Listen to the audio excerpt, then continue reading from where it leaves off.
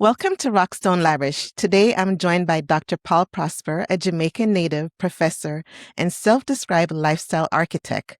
Dr. Prosper is also a member of Omega Psi Fraternity Incorporated, a historically Black Greek letter organization founded in 1911 at Howard University.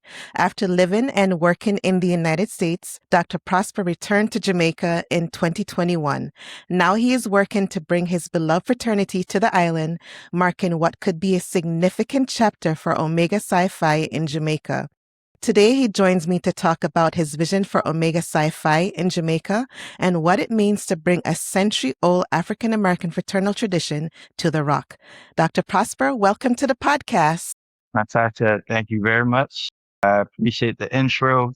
And most of all, I appreciate the opportunity that you've offered me to be on your podcast and have this discussion. So thank you very much. Glad to be here. You're very welcome, and I'm glad to have you.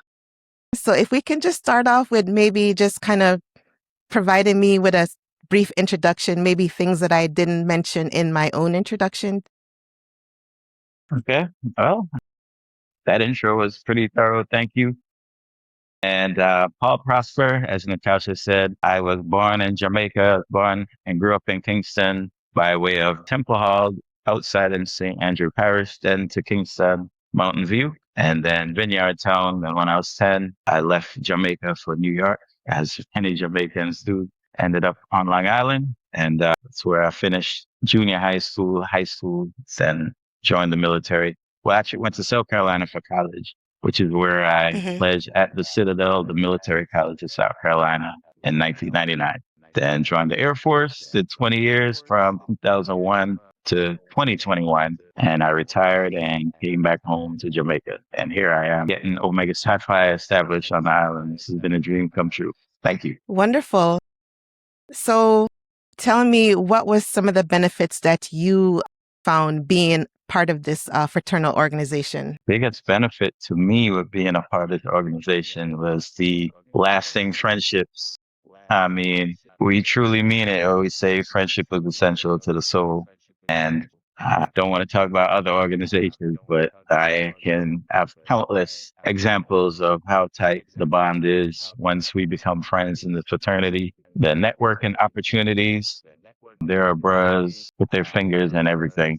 If you know enough bros, are active with the bros, you could pretty much find a brother in any industry. So that network is vast, it's deep, it's wide, the knowledge we have. And at the time I found the fraternity, I was a teenager and I did not have a fatherly figure in my life. And actually, those brothers, while I was going through my undergraduate years, there are a few brothers that worked on the campus. Robert Pickering, Jonathan Johnson, Chris Tinnerly. So I was spending a lot of time in their offices, not even knowing they were brothers, but there were a few Black male faculty members or staff at the Citadel, and we naturally magnetized towards each other. And I had no idea they were brothers, but they were very fatherly. They gave me a lot of advice, and I'll never forget that. Is that experience with the brothers part of the reason why you're so inspired to bring a chapter to Jamaica? Yeah, definitely. The mandated programs of Omega Psi Phi, the purpose of Omega Psi Phi, it aligns so much with the island of Jamaica, the things we do, the social action projects, the social action initiative, the scholarship, mental health initiative. I mean, so many things I'll apply and align here. And it turns out a lot of things that myself and my fellow Reggae Qs, that's a nickname for Omicron's new chapter, the Reggae Qs, a lot of us were already doing mandated programs in Jamaica whenever we visited, or we'd ship stuff down to be donated. So we were already doing it. We just did not have the formal official umbrella of Omega Psi Phi here. So that made it much easier for putting together the chartering application because we were already doing a lot of mandated programs here. And we just needed to formalize and capture it and get our arms around all the Jamaican brothers that were already making an impact on the island. Well, congratulations on the charter. So you mentioned that there's 3 brothers now on the ground. So I imagine that you're looking for other men to join the organization. Can you walk us through who you're looking for? Is it students, professionals, young men in underserved communities or just a broader Jamaican audience? Who are you looking for to join you as a member of this organization on the island? Okay, so that's a great question, and it's a multifaceted, multifold question. So first of all, there are any brothers, members of the fraternity who are not financial. They have ties to Jamaica or they're passionate about Jamaica, interested in executing Omega's mandated programs in Jamaica. We will take you, we will reclaim you and get you back financial in the chapter, doing great work for somewhere that really appreciates that work that we do. Next, we were looking for returnees, especially with the Black sit going right now. A lot of folks leaving the USA, a lot of folks leaving Canada, a whole lot of folks leaving the UK to come back home. We're looking for college educated returnees who align with the mantra of Omega Psi Phi, and we're looking at expats that align with Omega Psi Phi. So expats, like I said, the Black sit, a lot of people are leaving. I am an admin for a group on Facebook that's all about living local in Jamaica. And it's the expatriate, repatriate group. And I'm telling you, every time something crazy happens in the US, we get beat down with new members joining, people on the fence about living in Jamaica, moving to Jamaica. So that's very important. So those are three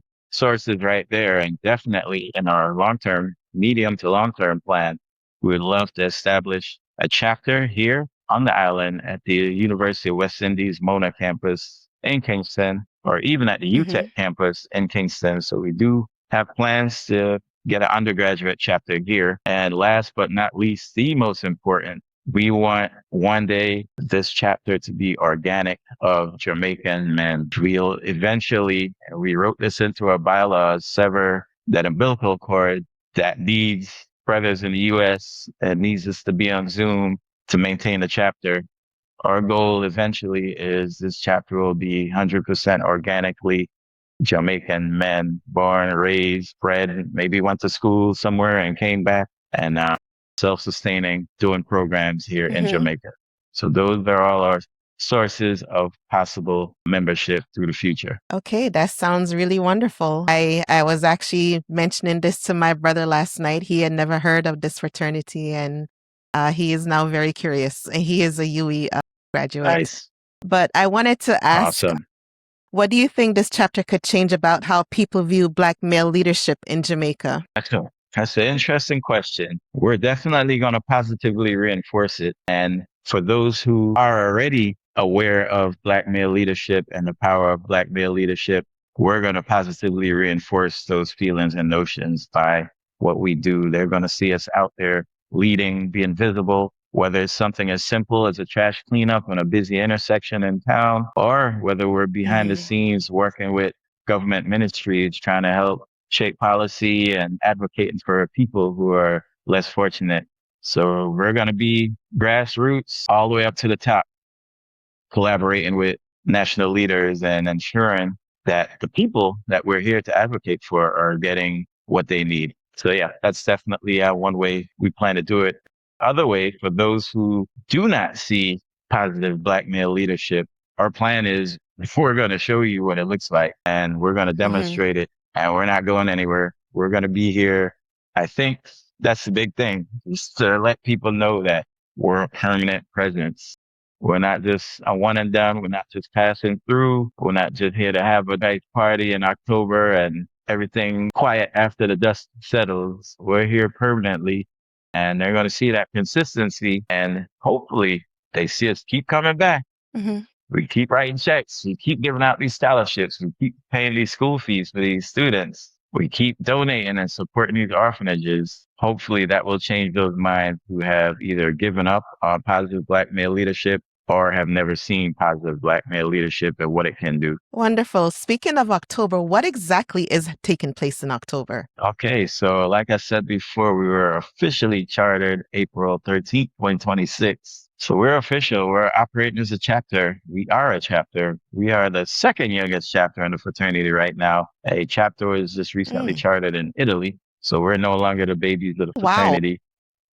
Yeah. So, however, in October from the 8th to the 12th, that's going to be our chartering celebration weekend. So we are going to have a Thursday to Monday of celebrating our charter here in Jamaica. It's going to include community service events. We're going to interact with some of our community partners. We're going to have a banquet with the official chartering ceremony. We're going to have our Grand Basilisk in attendance.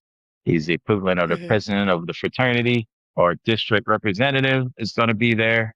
He was responsible for us being chartered.